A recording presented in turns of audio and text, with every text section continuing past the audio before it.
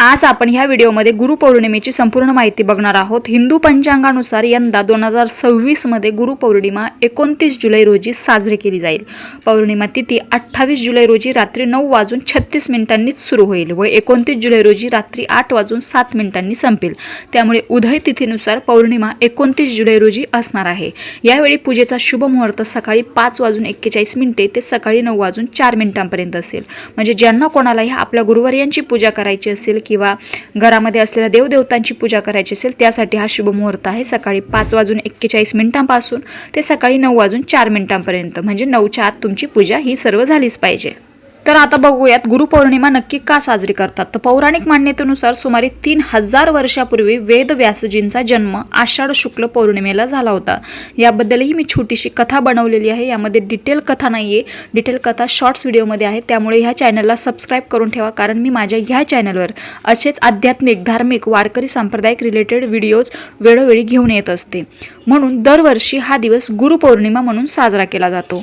हा दिवस वेद व्यासजींना समर्पित आहे। या दिवशी त्यांनी भागवत पुराणाचे ज्ञान दिले। गुरुपौर्णिमेला व्यास पौर्णिमा असेही म्हणतात।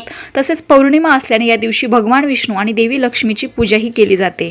या दिवशी गुरूंचा आदर केला जातो आणि त्यांना गुरुदक्षिणाही देखील दिली जाते।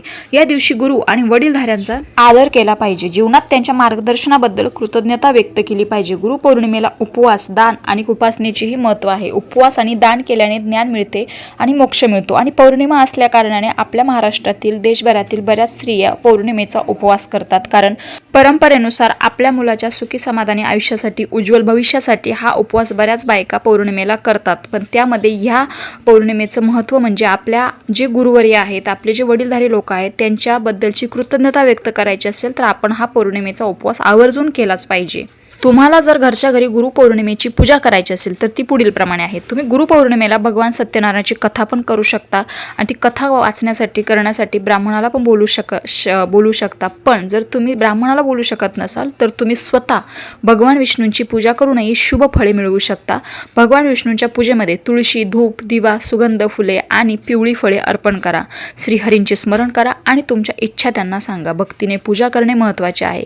पूजा केल्यानंतर देवाला विविध प्रकारचे पदार्थ अर्पण करून नमस्कार करा। त्यानंतर आरती करून सर्वांना प्रसाद वाटा। ही झाली घरातल्या देवतेची पूजा। पण ज्यांना कोणाला गुरुवर्य असतील त्यांनी शास्त्रोक्त पद्धतीने आपल्या गुरुवर्याची पण पूजा करू शकता। जिथे कुठे गुरु असेल तिथे जाऊन त्यांना दंडवत घालणे, त्यांना पुष्पहार अर्पण करणे, हे सर्व तुम्ही करू शकता। अशाच धार्मिक माहितीसाठी आपल्या चॅनलला नक्की सबस्क्राईब करा। रामकृष्ण हरी।